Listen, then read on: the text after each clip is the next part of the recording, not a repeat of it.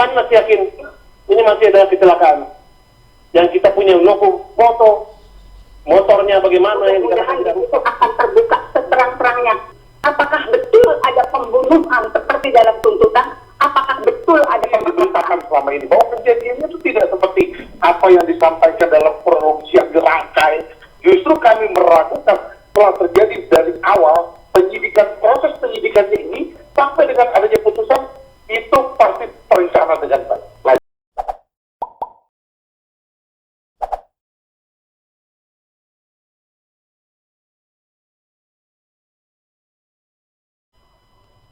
Rekayasa penyidikan, penuntutan dan pengadilan terhadap tata-tata yang mana yang telah kami laporkan ke Barreskrim maupun ke Propam, ya, itu selalu dibalas dan dibatasi bahwa tidak ada kesalahan apa-apa.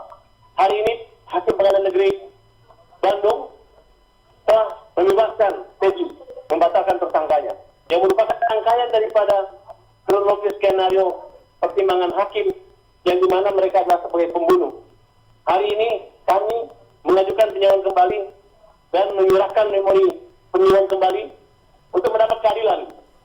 Mendapat keadilan terhadap pertimbangan-pertimbangan dan fakta-fakta hukum yang dimana AF, DD, semuanya di situ yang kita anggap transaksi bohong yang sekarang lagi menggunakan pengacara-pengacara untuk menguatkan gitu. Padahal tugas pengacara itu mendampingi tersangka, bukan mendampingi saksi.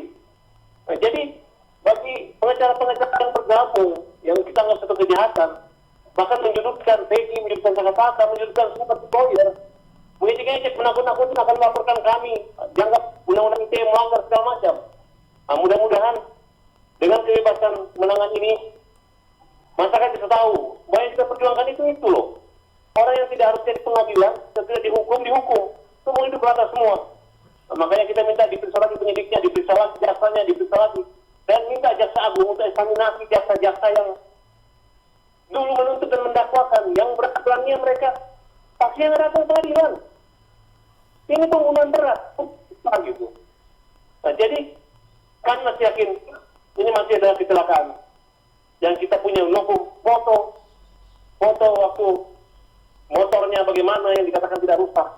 Bagaimana kondisi mayat daripada dan bagaimana penafsiran ahli-ahli forensik nanti. Ini akan saya tambahkan Bang Islam. Jadi kami melihat bahwa adanya bebasnya Peggy ini semakin terang buat kami. Jadi seperti yang disampaikan Bang Farhad tadi, bahwa akan ada kejutan-kejutan buat rakyat Indonesia, terutama adalah terkait masalah notebook PK kami. Bahwa di sini disebutkan adanya pemerkosaan, adanya pembunuhan, seperti yang diberitakan selama ini, bahwa kejadiannya itu tidak seperti apa yang disampaikan dalam kronologis yang dirangkai, bahwa itu sudah dicatat. Nah, dengan dibebaskan Peggy, bagaimana terhadap kasus 2016? Karena itu berkaitan dengan fakta yang sudah menjalani pidana ini, dan itu ada dalam putusan hakim. Justru kami meragukan telah terjadi dari awal proses penyidikan ini sampai dengan adanya putusan itu pasti terencana dengan baik. Nah, justru dengan adanya PK ini kami berharap bahwa PK tersangka akan dikabulkan. Alhamdulillah, mudah-mudahan di situ akan terbuka seterang-terangnya apa sebetulnya yang terjadi. Apakah betul ada pembunuhan seperti dalam tuntutan? Apakah betul ada pemerkosaan seperti dalam tuntutan? Apakah betul sedramatisir itu perkaranya? Yang belum saya buka. Sekarang sudah terbuka semua di dalam memori PK. Kenapa sih kita lakukan PK? Pertama adalah secara konstitusional, hak terpidana kita lakukan peninjauan kembali. Berawal kan ketika 2016 motif ini dimulai dari Peggy, tapi kesimpulannya bahwa Andi yang cemburu. Nah, ini kan nggak nyambung dalam kekeliruan hakim. Banyak kita lihat di sini. Dekat dilaporkannya pertama kali oleh Rudiana dalam kasus ini, kan Peggy dilaporkan dan Rudiana telah melaporkan, banyak yang terpidana, 8 terpidana dan 3 DPO. Lalu dengan Peggy dibebaskan, kita semakin berpeluang. Artinya laporannya Rudiana perlu diragukan kebenarannya dengan Peggy dibebaskan. Bisa-bisa Rudiana itu dituntut balik oleh Peggy dengan keterangan palsu dan sebagainya. Lalu misalkan dikatakan lagi adanya dalam putusan 2016 terpidana ini adalah anggota daripada geng motor. Sementara sudah dibantah bahwa mereka bukan daripada anggota geng motor. Jadi kekeliruan hakim ini banyak sekali. Lalu kenapa sih yang membuat kami melakukan PK? Kenapa? Ketika 2016 dalam kasus pembunuhan ini 340 berarti artinya pembunuhan berencana. Ketika dilakukan pembunuhan berencana, kenapa saksinya juga nggak dihadirkan? Kan aneh. Harusnya hakim menghadirkan saksinya. Sementara terpidana yang lain telah mencabut keterangannya.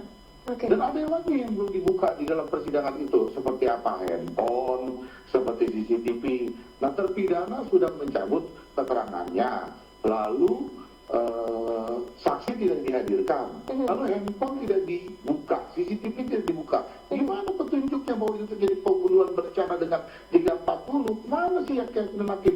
Inilah makanya kami bilang bahwa kekeliruan hakim selain daripada novum, ini banyak kekeliruan hakim dan kekhilafan hakim. Artinya bahwa keterangan Liga Akbar tidak kami masukkan di dalam bukti kami dengan mencabut ke bukti-bukti dengan mencabut BAP-nya Liga Akbar kami masukkan. Lalu kami punya bukti lagi atau terkait masalah foto-foto sebelum pemakaman, artinya foto korban Eki dengan Vina kami temukan di rumah sakit dan itu pun juga seperti apa kondisinya kami lihat tidak ada tanda-tanda terhadap pembunuhan dengan pemerkosaan. Itu menjadi bukti kami. Yang ketiga, bahwa kami temukan lagi bahwa motor terjadi goresan, terjadi hancur, terjadi kecelakaan, bahwa petunjuk bahwa kecelakaan itu motor itu ada. Kita akan menjadikan bukti kami. Banyaklah. Nanti kita lihat di dalam persidangan nanti. Banyak bukti-bukti kok. Banyak bukti yang belum dibuka di dalam 2016. Kami akan menjadikan novum PK kami. Motif dari awal terkait laporan itu kan dimulainya oleh Peggy, seolah-olah bahwa Peggy melakukan. Lalu dalam kesimpulan bahwa Andi yang dilakukan cemburu. Nah kalau Peggy dibebaskan, nah, kami lihat bahwa ada kasih pembunuhan dengan pemerkosaan 2016 ini. Kalau Peggy dibebaskan, kan motifnya dimulai dari Peggy. Sementara Peggy ini dibebaskan. Nah kebenaran daripada pelaporan 2016 itu seperti apa? Inilah yang membuat kami yakin berpeluang besar terhadap PK kami atas kejadian ini. Lalu dalam peristiwa misalkan digambarkan Saka Tatal dia itu diajak. Ini kan pembunuhan berencana ya, pembunuhan berencana 340 bahwa Saka Tatal diajak, dia nongkrong, kronologisnya seolah-olah dibuat, dia ada mabuk-mabukan, minum-minuman, lalu dia menampar daripada korban Eki, terus mati. Dia namanya 340 ini kan direncanakan. Nah, tidak tergambar perencanaannya itu tidak tergambar gitu. Kami optimis banget dengan perkembangan dan novum kami lalu. Kami juga walaupun ada hasil forensik, kami tetap menghadirkan ahli forensik untuk menerangkan bahwa kematian ini diakibatkan oleh apa. Karena petunjuk kematian ini seperti ada luka tusukan, sabetan, samurai dan sebagainya kami tidak temukan di dalam forensik. Namun demikian, kami tetap menghadirkan ahli forensik yang akan datang. Banyak ahli besok dalam keterangan yang akan datang, Mbak.